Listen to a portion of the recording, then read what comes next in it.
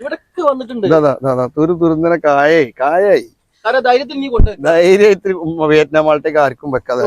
ഇതൊന്നും കൽക്കത്ത മാത്രമേ കായ്ക്കുള്ളൂ എന്ന് പറഞ്ഞ് പലരും ഇതിനൊക്കെ ഇടിച്ചു താത്തുന്നുണ്ട്. അതെന്താ വെച്ച് കഴിഞ്ഞാൽ അത് ശരിയല്ല എന്ന് നമ്മളിവിടെ തെളിയിക്കുകയാണ്. കഴിഞ്ഞ വീഡിയോയിൽ ഇതുമെന്നും ഈ സാധനം പൂവോ കാര്യങ്ങളോ ഒന്നുമില്ല.